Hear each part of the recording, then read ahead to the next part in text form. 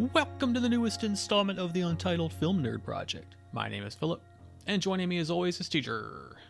Hello. We continue on with our HoHH Marathon. We are on night 4, covering episodes 7 and 8. Before we get into them, spoiler warning now. Of course, we're talking about the episodes, so if you haven't seen these ones yet, go watch them first, and then come back and listen to the video. Alright, spoilers over in 3, 2, 1. So episode 7 pretty much was Dad's kind of backstory thing. Mm-hmm. I feel bad for the guy. Yes. He's trying so hard. Yeah. It was confirmed, of course. I think we both knew which ghost he was talking to the whole time. So that was confirmed. That is indeed, it is indeed. I think it's Olivia is the mom. Yes, Liv. Yeah. But Olivia, full name. And yeah, so it's Liv, which I think is kind of cool. Mm-hmm. That he still sees her. Yeah, this picks up. This is at the end or the actual Funeral. well, the service. Then they go to the actual funeral. Mm-hmm. Luke sees his sister and his mom. Mm-hmm. That was weird. Then episode 8, we'll circle back. I wrote episode 8 is like, fuck Steve's backstory, because I am so over Steve. But yeah, we get more of his backstory. You know, he finds his mom talking to herself. He finds his vanity dresser thing and paints it for her, and she smashes it. And so yeah, we get the dad and Steve's backstories in these 2 episodes, which episode 7 ended with the dad walking into the red room. Yes. Which is the first time it's been opened, and I thought they were going to pick up there in 8. They didn't, because episode 8 ends with Luke going to burn the fucker down, but it didn't work, because then not mom shows up. So yeah, it's very interesting. Yeah, on episode 7, for starters, very powerful way to end that episode. Yeah. Yeah, just very good job. Kudos on that. So yeah, we get to see more of the interactions between the family, and a lot more of the cold shoulders.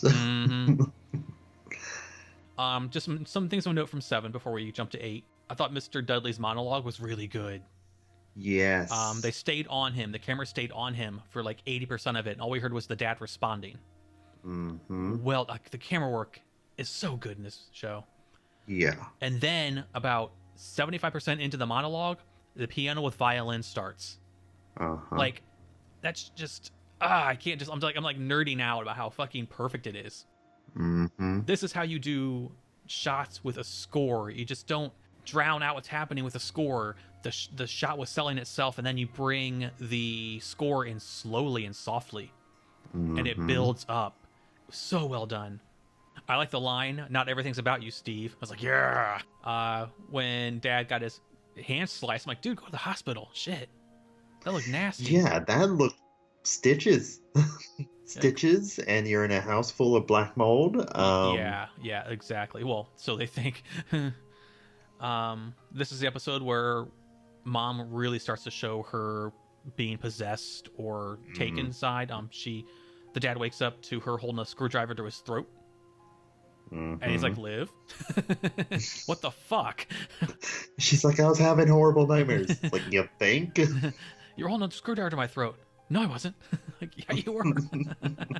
And I love the little telltale heart thing.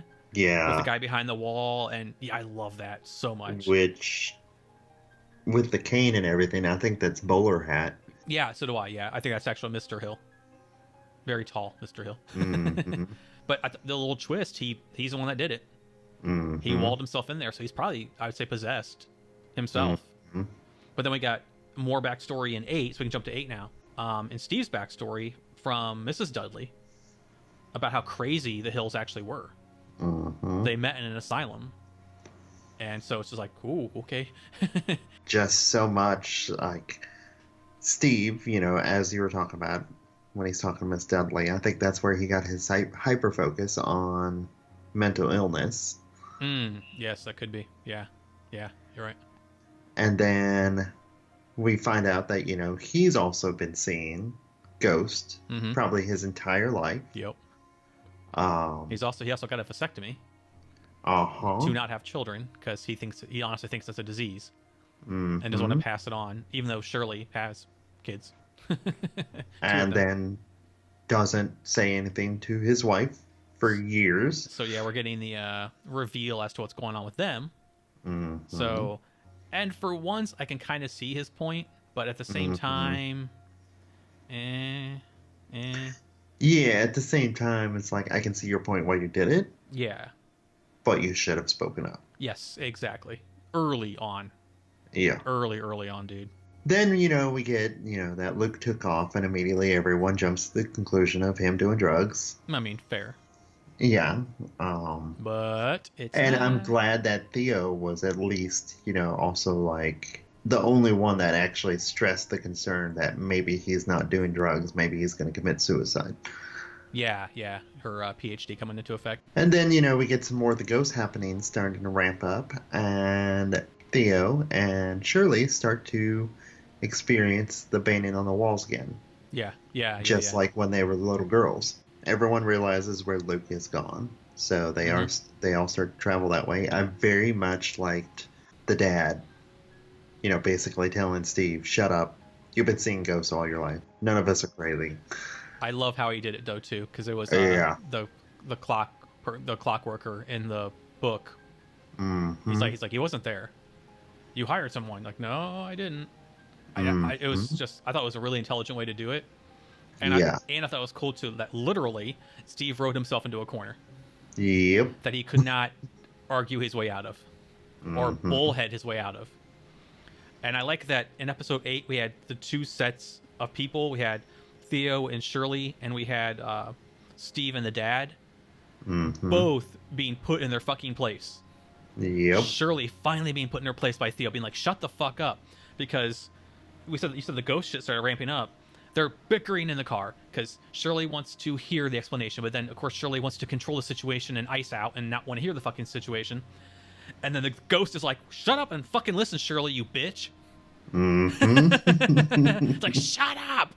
So yeah, that was fucking only jump scare so far this season that got me.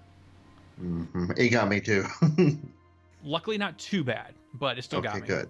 And then I loved, like, they veer off and she's like, "You saw it too." And finally Theo gets to fucking explain herself, and we find out what she felt, which was not at all what I thought. Yeah. It was almost worse. God. She felt nothing, and it like enveloped her. That's pretty much what the house is. Yeah. It takes whatever you are and just erases you, and you're nothing.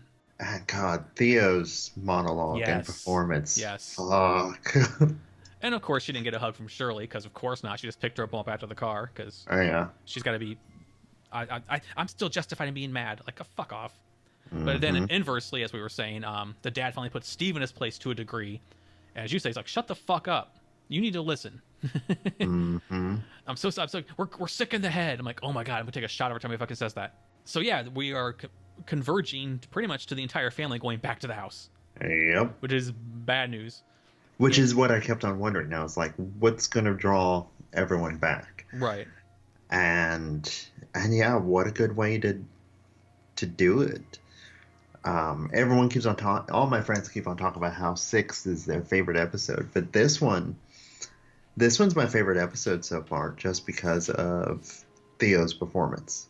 I just can't get over how good the storytelling is, and not just from the acting, from the camera standpoint, from the directing standpoint. The storytelling is really fucking good, and I love in the dad's monologue about his marriage. He says that the mom said, "She's the kite, I'm the line." That was such an awesome way to put it. Well, and even just the, when we fought with love. Yeah, and we were kind. Yes. And definitely something. If the dad could ever have told them anything as adults, that probably would have helped. And there's like 2 of them are bullheaded and won't listen. Yeah. I mean, Steve thinks he knows what he knows, and he's holding it over the dad's head. Well, I read the police reports, so you're not listening, like always. So yeah, I mean, Steve can still fuck off. Yeah. But I'm glad the dad finally got to say something and shut him down. Oh, one more thing that I liked from episode 7 was when the dad and Cheryl were in the car, and the dad's trying to talk to her, and Ghost Mom is back there going, "Don't. Yeah. Don't do it." You reached your hand in. Yep. Yeah. So yes, overall, still a lot of fun. Yeah. We will finish up tomorrow night for night 5. We'll cover 9 and 10. And so yeah, I look forward to it. Yeah, same. All right, so until tomorrow night. Once again, my name is Philip. And I'm TJ. And we will talk to you all very soon. Goodbye. Bye.